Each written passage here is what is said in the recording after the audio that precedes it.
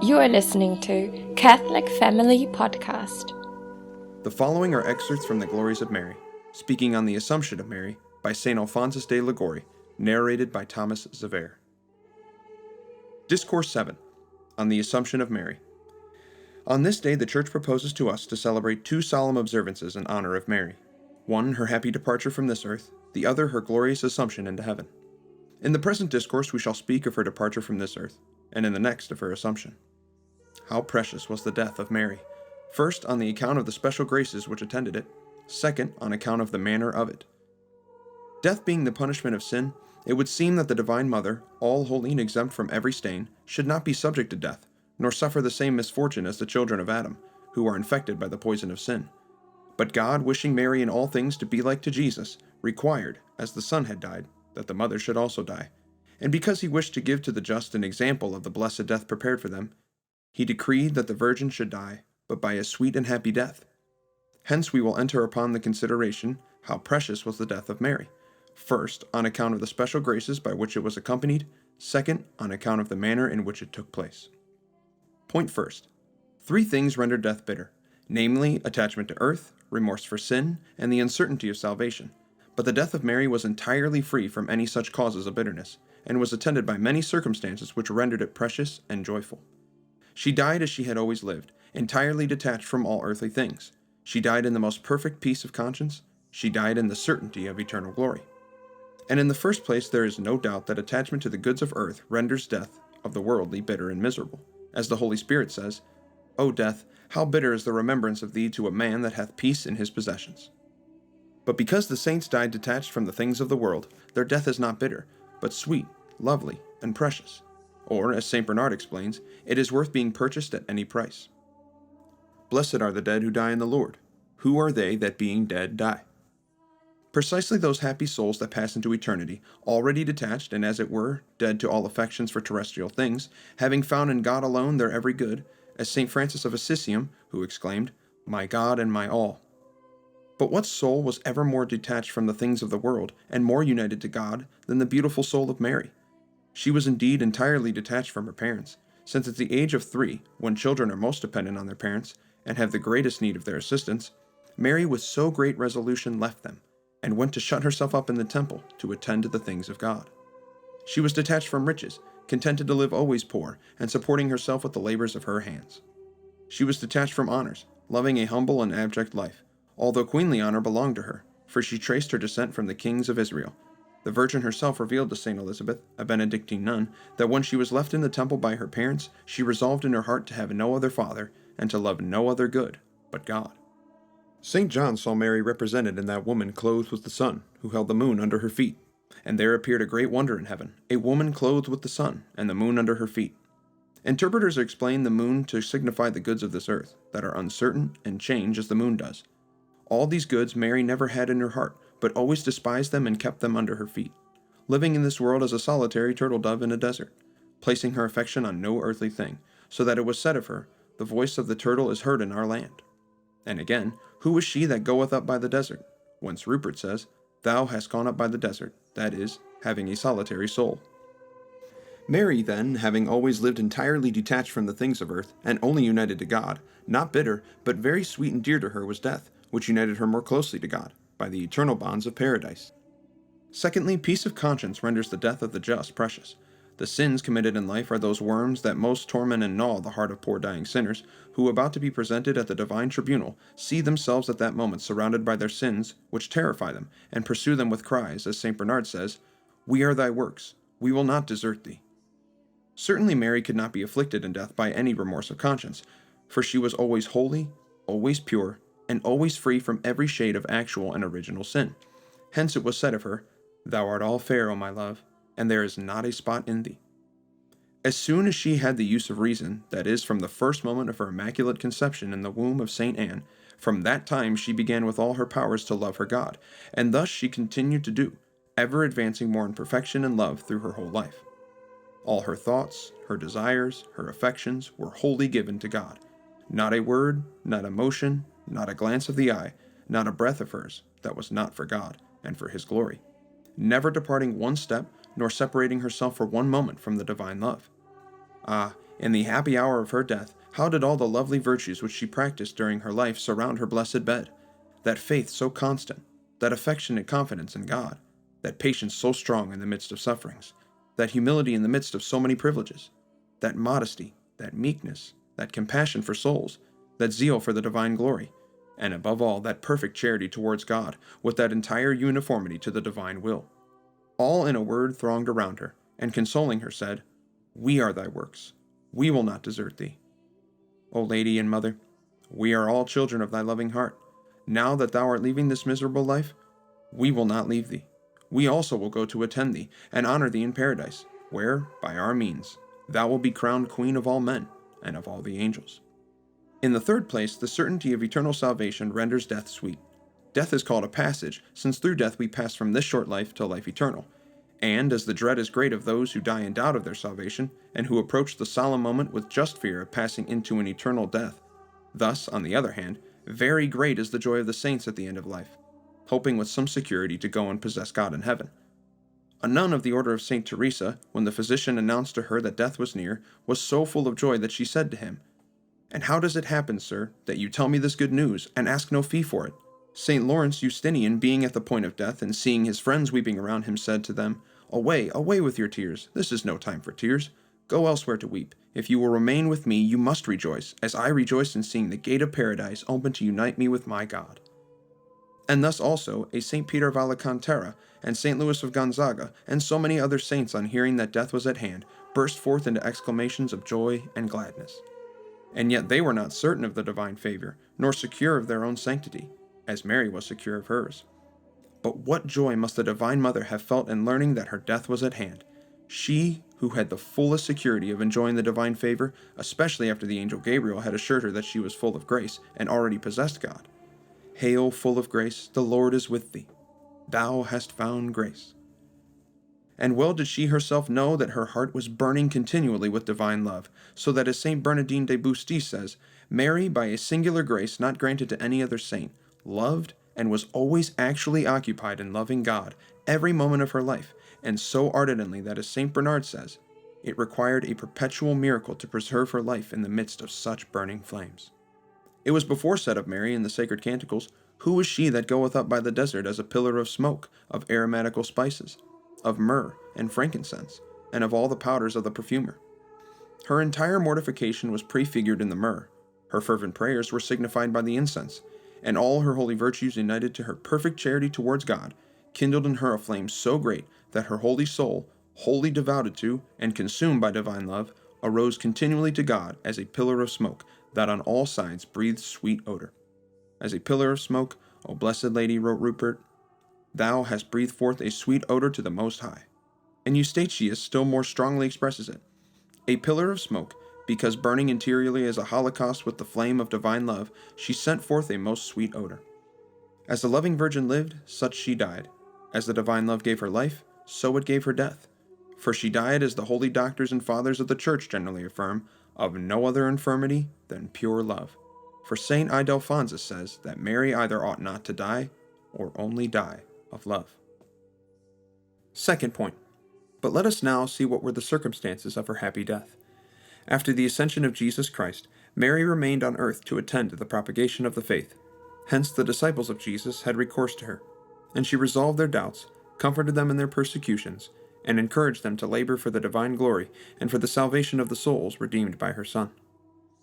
She indeed willingly remained on earth, understanding this to be the will of God for the good of the Church, but she could not but feel the pain of being far from the presence and sight of her beloved Son, who had ascended into heaven. "Where your treasure is," said the Redeemer, "there will your heart be also." Where anyone believes his treasure and his happiness to lie, there he always holds the love and desire of his heart fixed. If Mary then loved no other good than Jesus, he being in heaven were all her desires. Tolerus wrote of Mary, "The cell of Mary was heaven, for being in heaven with her affection, she made of it her continual abode. Her school was eternity, for she was always detached from temporal possessions. Her teacher, divine truth, for she was always guided in her actions by the divine light. Her mirror, the divinity, for she looked upon nothing but God, in order to conform always to the divine will. Her ornament, devotion, for she was always ready to fulfill the divine commands. Her repose, union with God, for her peace was only in uniting herself with God. In a word, the place and treasure of her heart was God alone. The Most Holy Virgin consoled her loving heart during this cruel separation by visiting, as it is narrated, the holy places of Palestine, where her son had been in his lifetime. She often visited now the stable of Bethlehem, where her son was born, now the workshop at Nazareth, where her son had lived so many years, poor and despised, now the Garden of Gethsemane, where her son commenced his passion, now the hall of Pilate, where he was scourged, the place where he was crowned. But more often she visited Calvary, where her son had expired, and the Holy Sepulchre, where she finally had left him. And thus the most loving mother used to soothe the pains of her cruel exile. But this was not enough to satisfy her heart, which could not find its perfect rest upon this earth. Hence her continual sighs were ascending to her Lord, as she exclaimed with David, but with more ardent love, "Who will give me wings like a dove, and I will fly and be at rest? Who will give me wings like a dove to fly to my God, and there to find my rest? As the hart panteth after the fountains of water, so my soul panteth after thee, O God. As the wounded stag pants for the fountain, so my soul, wounded by thy love, O my God, desires and sighs for thee." Ah, the sighs of this holy turtle dove could not but reach the heart of her God, who loved her so much. The voice of the turtle is heard in our land. Wherefore, not being willing to defer any longer consolation to his beloved, behold, he graciously hears her desire, and calls her to his kingdom. Cedrenus, Nicephorus, and Metaphystratus relate that the Lord some days before her death sent to her the angel Gabriel, the same who announced to her that she was the blessed woman chosen to be the mother of God.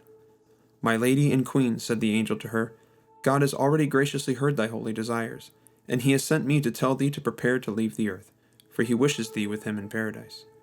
Come then, to take possession of thy kingdom, for I and all its holy citizens await and desire thee." At this happy annunciation, what should our most humble and holy Virgin do but conceal herself more deeply in the center of her most profound humility, and reply in those same words with which she answered St. Gabriel when he announced to her that she was to become Mother of God, "Behold the handmaid of the Lord." "Behold," she again answered, "the servant of the Lord. He in his pure goodness has chosen me, and made me his mother. Now he calls me to paradise. I neither merited the one nor the other honor. But since he wishes to manifest his infinite liberality towards me, I am ready to go where he wishes. Behold the handmaid of the Lord. May the will of my God and Lord always be fulfilled in me." After receiving this precious intelligence, she imparted it to St. John, and we imagine with what grief and tender emotion he heard this news. He who for so many years had been near her as a son, and had enjoyed the celestial conversation of this most holy mother. She then visited anew the holy places of Jerusalem, tenderly taking leave of them, especially of Calvary, where her beloved son had died, and then she returned to her poor dwelling to prepare for death. During this time the angels did not cease to come and visit this their beloved queen, consoling themselves with the thought that they should soon see her crowned in heaven.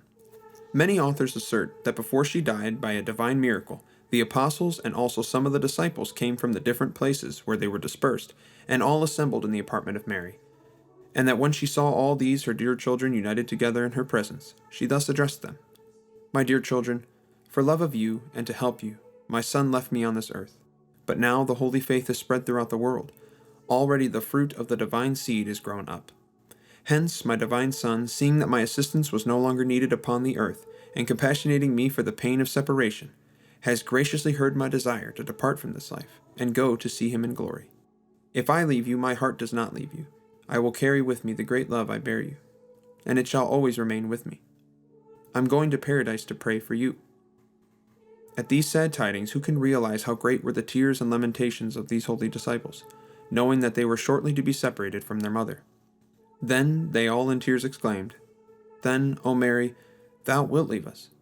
It is true that this earth is not a worthy and fit place for thee, and that we are not worthy to enjoy the society of a mother of God. But remember that thou art our mother. Thou hast until now enlightened us in our doubts, consoled our sorrows, strengthened us in persecutions, and how canst thou now abandon us, leaving us alone without thy comfort in the midst of so many enemies and so many conflicts? We have already lost on earth Jesus, our Master and our Father, who has ascended into heaven. We have since been consoled by thee, our mother, and now how canst thou leave us orphans, without father or mother? Oh, remain with us, O Our Lady, or take us with thee." Thus writes St. John Damascene, "No, my children," thus sweetly the loving queen began to speak, "this is not according to the will of God. Content yourselves to do what he has appointed you and for me. To you it yet remains to labor on the earth for the glory of your Redeemer, and to perfect your eternal crown. I do not leave you to abandon you, but to help you more by my intercession with God in heaven. Be satisfied. I commend to you the Holy Church. I commend to you the souls redeemed by my Son. Let this be my last farewell, and the only remembrance that I leave you. If you love me, labor for souls, and for the glory of my Son. For we shall one day meet again in paradise, never more to separate throughout eternity. Then she begged them to give burial to her body after death, blessed them, and directed St. John, as Damascene relates, that after her death he should give her 2 garments to 2 virgins who had served her for some time. And then she decently composed herself upon her poor little bed, where she laid herself to await death, and with death the meeting with her divine spouse, who shortly was to come and take her with him to the kingdom of the blessed. Behold, she already feels in her heart a great joy, the forerunner of the coming of the spouse, which overwhelms her with a great and new sweetness. The holy apostles, seeing that Mary already was about to depart from this earth, burst forth into fresh weeping, and knelt around her bed. Some kissed her holy feet, others asked her special blessing. One recommended to her some particular necessity of his, and all wept bitterly, for their hearts were pierced with grief at being obliged to separate forever in this life from their beloved lady. And she, their most loving mother, compassionated all, consoled all, promising to some her protection, blessing others with peculiar affection, and encouraging others to labor for the conversion of the world. Especially did she call St. Peter to her, and as head of the church and vicar of her son, she recommended to him in particular the propagation of the faith, promising him her special protection from heaven. But in a very special manner did she call to her St. John, who felt a greater sorrow than all the others at the moment of separation from that holy mother. And the most grateful lady, calling to mind the affection and attention with which this holy disciple had served her through all the years they had passed on this earth since the death of her son, said to him with great tenderness, My John, I thank thee for all the assistance thou hast afforded me. My son, be certain that I never will be ungrateful to thee for it. If I leave thee now, I am going to pray for thee. Remain in peace in this life until we meet in heaven, where I will await thee. Do not forget me. In all thy necessities, call me to thy aid, for I never will forget thee, my beloved son. My son, I bless thee. I leave thee my benediction. Rest in peace. Adieu. But the death of Mary draws near. The divine love, with its blessed and ardent flames, having almost entirely consumed the vital spirits, the celestial phoenix is going to lose her life in the midst of this fire. Then the hosts of angels come to meet her, as if to be ready for the great triumph with which they were to accompany her to paradise. Mary was indeed consoled at the sight of these holy spirits, but not fully consoled, for she did not yet see her beloved Jesus, who was the whole love of her heart. Hence she often repeated to the angels who descended to salute her, I adjure you, O daughters of Jerusalem, if you find my beloved, that you tell him that I languish with love. O holy angels, O blessed citizens of the heavenly Jerusalem, ye come in hosts kindly to console me, and ye all console me with your sweet presence. I thank you, but ye all do not fully satisfy me, for I do not yet see my Son coming to console me. Go, if you love me, return to paradise, and tell my beloved from me that I languish and faint for his love. Tell him to come, and come quickly, for I am dying with my desire to see him. But behold, Jesus himself comes to take his mother to the kingdom of the blessed. It was revealed to St. Elizabeth that the Son appeared to Mary before she expired, with the cross in his hand, to show the special glory he had obtained from the redemption, having by his death made the acquisition of this great creature, who through the ages of eternity was to honor him more than all men and all angels. St. John of Damascus relates that he gave to her the viaticum, saying to her tenderly, Take, O my mother, from my hands that same body which thou hast given me. And the mother, having received with the greatest love that final communion, with her last sighs said to him, My son, into thy hands I commend my spirit. I recommend to thee this soul that thou, in thy goodness, didst create even from the beginning, rich in so many graces, and by a peculiar privilege hast preserved from every stain of sin. I commend to thee my body, from which thou hast deigned to take flesh and blood. I commend to thee also these my dear children, speaking of the holy disciples who were around her. They are afflicted at my departure. Do thou console them, who lovest them more than I do. Bless them, and give them strength to do great things for thy glory. The end of the life of Mary having now arrived, there was heard, as St. Jerome relates, in the apartment where she lay, a great harmony, and also, as it was revealed to St. Bridget, a great brightness was seen. By this harmony and unusual splendor the holy apostles perceived that Mary was then departing, at which they broke forth again in tears and prayers, and raising their hands with one voice exclaimed, O our Mother, now thou art going to heaven, and art leaving us. Give us thy last benediction, and do not forget us in our misery. And Mary, turning her eyes around upon them all, as if bidding them for the last time farewell, said, Adieu, my children. I bless you. Do not fear that I shall forget you. And now death came, not indeed clothed with mourning and sadness, as it comes to others, but adorned with light and joy. But why death? Why death? Rather should we say that divine love came to cut the thread of that noble life.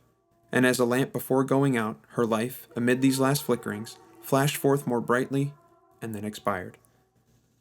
Thus this beautiful soul, her divine Son inviting her to follow him, wrapped in the flame of her charity, and in the midst of her amorous sighs, breathed forth a greater sigh of love, expired, and died. And thus that great soul, that beautiful dove of our Lord, was released from the bonds of this life, and entered into the glory of the blessed, where she sits, and will sit, as Queen of Paradise, for all eternity. Now Mary has left the earth. Now she is in heaven. From thence this kind mother looks down upon us, who are still in this valley of tears, compassionates us, and promises us her support if we wish for it. Let us pray her always that by the merits of her blessed death she may obtain for us a happy death, and if it please God, that she may obtain for us to die on a Saturday, which is dedicated to her honor, or on a day of the novena, or on the octave of some of her feasts, as she has obtained for so many of her servants, and especially for St. Stanislaus Kostka, for whom she obtained to die on the day of her glorious Assumption, as Father Bartoli relates in this life of the saint. Example. During the lifetime of this holy youth, who was wholly devoted to the love of Mary, it happened that on the first day of August he heard a sermon of Father Peter Canisius, in which, preaching to the novices of his society, he fervently urged upon all the important advice to live every day as if it might be the last of their life, after which they were to be presented at the divine tribunal. The sermon being finished, St. Stanislaus told his companions that his counsel had been for him especially the voice of God, for that he was to die on that very month. He said this either because God had expressly revealed it to him, or at least because he gave him a certain internal presentiment of what afterwards happened. 4 days after, the blessed youth went with Father Emmanuel to St. Mary Major, and beginning to speak of the approaching festival of the Assumption, he said, Father, I believe that on that day there is seen in paradise a new paradise, the glory being seen there of the Mother of God, crowned Queen of Heaven, and seated so near the Lord above all the choirs of angels. And if it is true that every year, as I believe it to be certain, this festival is renewed in heaven, I hope to see the next one. The glorious martyr St. Lawrence, having fallen to the saint by lot as his monthly patron, according to the custom of that society, it is said that he wrote a letter to his mother Mary, in which he prayed her to obtain for him that he might be a spectator of this festival of hers in paradise. On St. Lawrence's day he received communion, and after it supplicated the saint to present that letter to the Divine Mother, by interposing his intercession that the most holy Mary might graciously hear his prayer. At the close of this very day a fever came upon him, and although it was very light, he, however, from that hour, esteemed it for certain that he had obtained the favor asked for him, namely, an early death. Indeed, on going to bed he said joyfully with a smiling countenance, From this bed I shall never arise. And speaking to Father Claudius Aquaviva, he added, I believe that St. Lawrence has already obtained for me the grace from Mary that I should be in heaven on the festival of her Assumption. But no one thought much of these his words. The vigil having arrived, his malady continued to appear light, but the saint told a brother that he should die the next night, and the brother answered, O brother, it would be a greater miracle to die of so slight an illness than to be cured. But behold, after noon he fell into a deadly swoon, and then came a cold sweat, and he entirely lost his strength. The superior hastened to him, and Stanislaus prayed him to order him to be placed on the bare floor, that he might die as a penitent, which was granted in order to satisfy him, and he was laid on the floor on a mattress. Then he made his confession, received the viaticum, not without the tears of all present, for when the divine sacrament was brought into the apartment, his eyes kindled with celestial joy, and his whole countenance was radiant with holy love, so that he seemed a seraph. He also received extreme unction, and meanwhile did nothing but now raise his eyes to heaven, now look upon, kiss, and lovingly press to his breast an image of Mary. A father said to him, Of what use is it to wear that rosary around your hand if you cannot recite it? He answered, It serves to console me, for it is something belonging to my mother. Oh, how much more, said the father, will you be consoled by seeing her and kissing in a short time her hands in heaven. Then the saint, with his countenance all on fire, raised his hands, thus to express his desire to finding himself soon in her presence. Then his dear mother appeared to him, as he himself declared to those around him, and soon after, at the dawn of the day of the 15th of August, he expired as a saint, his eyes fixed on heaven, without emotion, so that not until afterwards, when the image of the Most Holy Virgin was presented, and he made no movement towards it, it was perceived that he had already gone to kiss in paradise the feet of his beloved Queen. Prayer. O our most sweet Lady and Mother, thou hast already left the earth, and hast reached thy kingdom, where thou sittest as Queen over all the choirs of angels. As the Holy Church sings, she was exalted above the choirs of angels in the celestial kingdoms. We know that we sinners are not worthy of having thee with us in this valley of darkness, but we know also that thou in thy grandeur hast never forgotten us in our misery, and by being exalted to such glory hast never lost compassion for us poor children of Adam, but rather that it is increased in thee. From the high throne then where thou dost reign, turn, O Mary, even upon us thy pitying eyes, and take compassion upon us. Remember, too, that on leaving this world thou didst promise not to forget us. Look upon us and succor us. See in what tempests and in how many dangers we are, and always shall be, till the end of our life arrives. By the merits of thy holy death, obtain for us holy perseverance in the divine friendship, that we may finally depart from this life in the grace of God, and thus come one day to kiss thy feet in paradise, and unite ourselves with the blessed spirits in praising thee, and singing thy glories, as thou dost merit. Amen. O Mary, conceived without sin, pray for us who have recourse to thee.